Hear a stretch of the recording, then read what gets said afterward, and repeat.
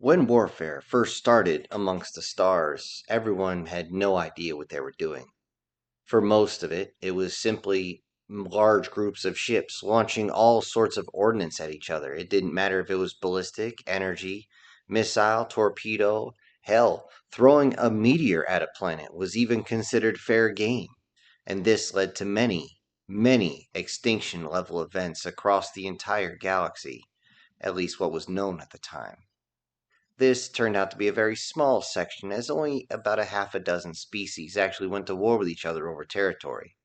As it turned out, their home sectors were very close to each other, and this made them very nervous, thinking that one side would simply go after the other, so they figured, hey, might as well strike first.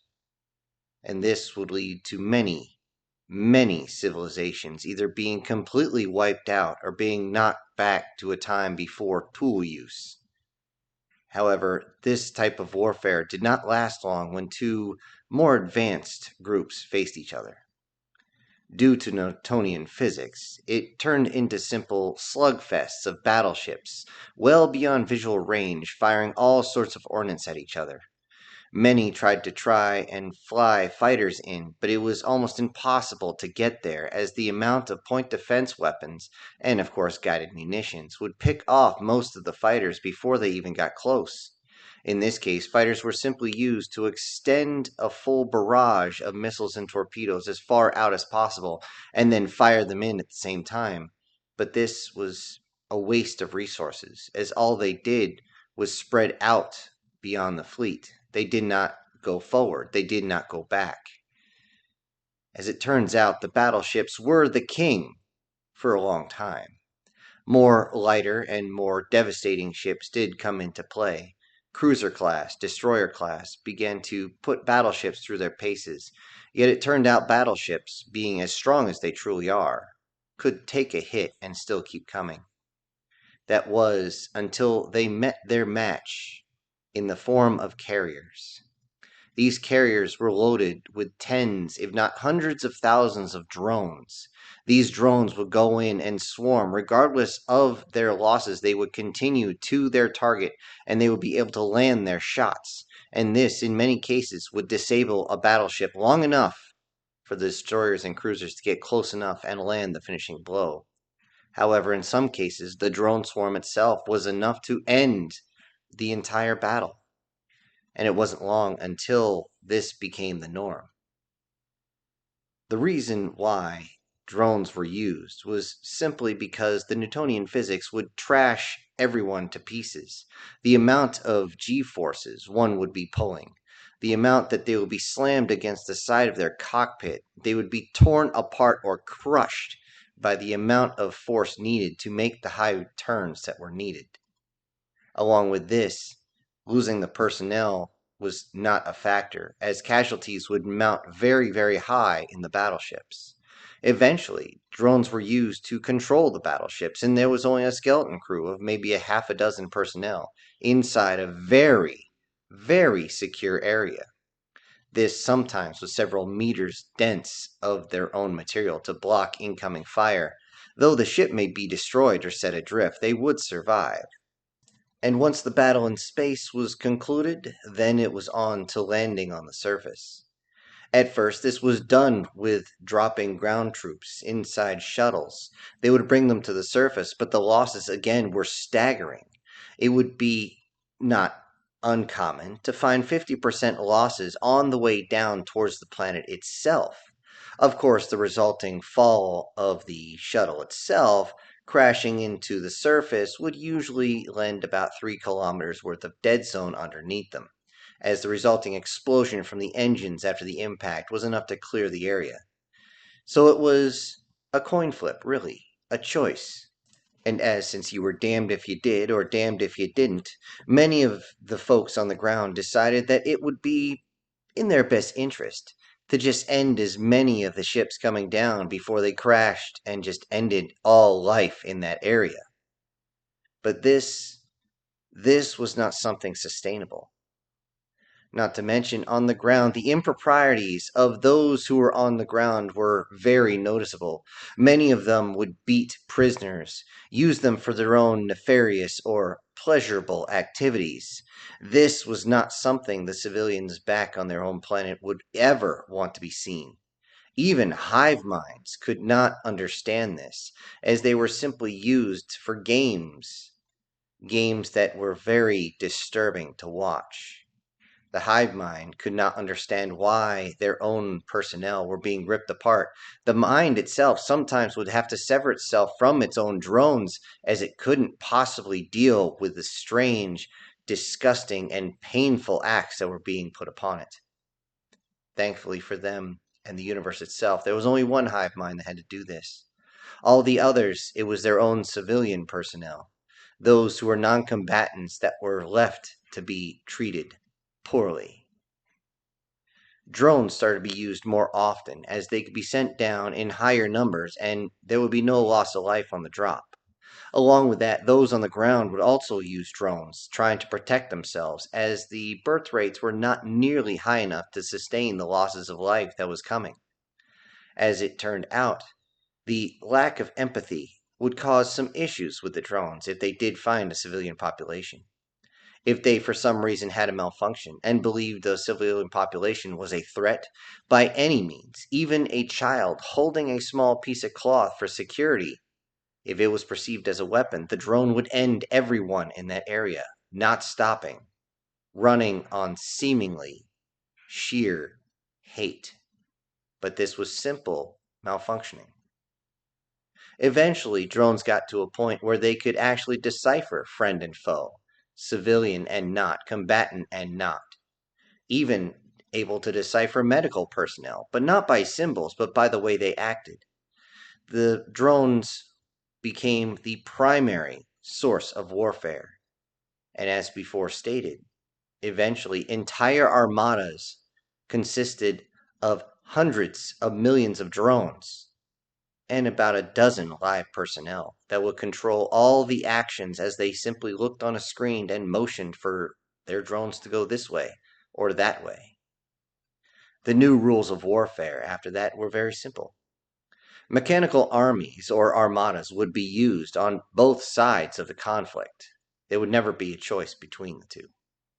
But there was no massive loss of life. In this sense, this war would become much more civil, because if there was an opposing force that lost its fleet, they would simply cancel their campaign, and there would be a halt for 3 decades. No less. If they destroyed the fleet that was above the planet, it would be up to the aggressor whether or not they wanted to continue. However, this more often than not left the attacking fleet to be fairly decimated with not enough personnel, or in this case drones, to take down the entire planet. So what they would have to do is figure out a way to take down a planet simply, and the rules were decided as such. The planet would have its capital. Its capital, i.e. stronghold, on its area would be targeted. Not from orbital bombardment, no. What's considered a weapon of mass destruction or orbital bombardment would be completely removed from the equation. In fact, no ship even carried these weapons anymore, and they were limited to being showpieces in museums, as they were simply of no use to any of the ships, and they would rather use their mass for other items, as in more drones, more drops, more fighters, more anything like that. If the stronghold held, the fleet, once it reached a certain level of losses, would simply withdraw and again be limited to the 3-decade time limit. Along with that, this would show that even though they wanted to take the planet, as the planet itself was a great resource, they wouldn't be destroying exactly what they were trying to receive, or destroying the personnel on the planet in an indiscriminate campaign where they simply wiped everything clean off the planet and turned it into a worthless hunk of rock. That was against everyone's interest. However, on planets that had multiple continents, that meant there was at least one stronghold that had to be taken on each continent to secure the planet. Though only one of the planets they ever came across had more than 2 continents, this made the battle quite simple, as they would focus primarily on one stronghold, and once that was taken, they would move to another, simply moving the masses of their army, and realizing that there was no way for those on the planet to take the stronghold back. If the stronghold survived, again, they would break away. If they're able to take all the strongholds, those on the planet will become second or third class citizens to those of the conquering force. Essentially, they would be servants. Not quite slaves, but pretty damn close. If one was to actually try and use bombardment of any type, they would have to get within the atmosphere itself, down below the ionosphere, all the way into where there's actual atmosphere. This limited bombers to being aerospace bombers. They would have to be able to conduct themselves in and outside of an atmosphere, which made them large, bulky, and difficult to move. However, they were also rather durable, as they could take several hits from an energy cannon and still continue flying and deliver their payload. All they had to do was get within range, release the payload, and go away. The payload itself would usually fly for about 300 kilometers, which was usually the maximum of their ordnance. The only weapon that would seem to be the perfect use for this, as most of the armies would use drones, would be the EMP. However, the electromagnetic pulse does not work anymore, as each of the vessels themselves are shielded against such an attack. The attackers themselves, being attached to the ground, simply had to ground all their machinery, and then an EMP just wouldn't work. A simple wrapping of metal materials would send the electrons to the outside, down and around and away from the electronics. So it was, again, a pointless weapon. That being said, those on the ground sometimes would try to use an EMP to knock the larger ships out of the atmosphere. This sometimes worked, as being the fact that they must be able to fly, their armor is not as thick as they would like. Though durable, the fact that they would need excessively heavy materials to block from a directed EMP weapons means that EMPs are much more effective. That doesn't mean they're fully effective, as they're only about 21% effective in total. These were the new rules of warfare.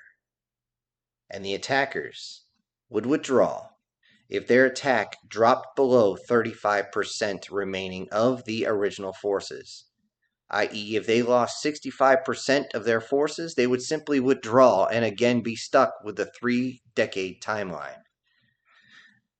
This type of warfare led a lot of battles and wars going back and forth for centuries, neither side truly gaining an advantage of another, though each of them seemingly building up more and more forces each time, more and more drones. However, the fact that most of their technology was being held in their strongholds, in their capitals, meant that much of their technology, most of their ability to build things, was simply destroyed, decimated, and removed from the surface, which meant a long time to rebuild, rearm, and get ready for the next invasion. In a few cases, there have been entire planets that have defended themselves effectively from multiple attacks. They have never truly fallen, and now their worlds are basically what's known as a fortress world. If you dare assault it, you will most likely lose around 90% of your forces before you even make planetfall. And because of this, very few times has their fleet even been attacked. Yet if you get close to the planet, the orbital defense satellites will usually be your biggest problem. If not that, the energy weapons that use the power of the planet itself as their energy source will cut through a fleet like it's absolutely nothing. The biggest of their battleships is useless at this point, which means that warfare is, again, evolving. It's evolving into using more smaller ships, meaning that if you take out their battleship, you're not taking out 50% of their forces. You would have to take out at least 30 or 40 of their cruisers before you even got close. That's not to mention their destroyers, their frigates, their corvettes, even. It was in one case that an entire military came in nothing but frigates and corvettes, and were seemingly laughed at by the defending forces. The defending forces were not laughing, as these ships simply blew through and in between their own battleships and just kept running towards the surface, totally bypassing the fleet itself and heading straight towards the stronghold. And before anyone even realized it, before they could even arm their main cannons, that fleet was making planetfall.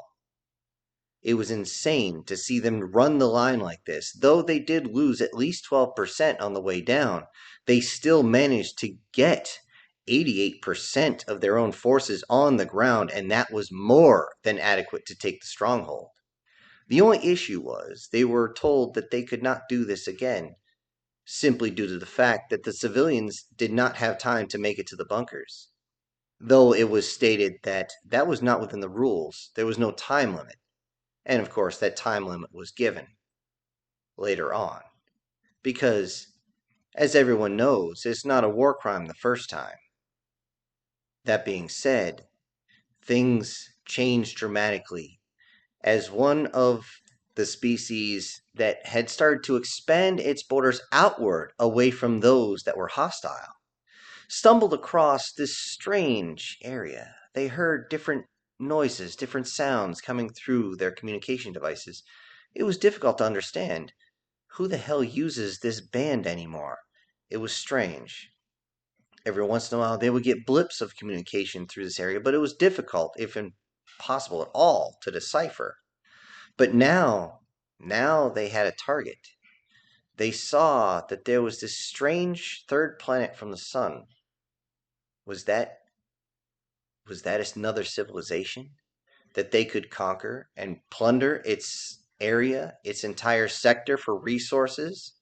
How many slaves would they have? 7 billion. They began to slobber over their jowls at the idea of not only having slaves, but a new food source and a new workable planet, one that was suitable for their own biology. They wanted this planet. They wanted the personnel. They wanted the resources. The gas giants themselves were worth more than 3 fleets. So they would simply take it. So plans were made, and by their own rules, they simply got ready to jump in, but they would simply tell the others, tell those that were waiting on the planet, you have 1 hour. 1 hour. That's all you had to get ready, because the drones were coming. The drones were coming, and they should get their own drones ready to fight, because that is the way civilized warfare is done. They did not want massive loss of life. They wanted to simply take them under their wing.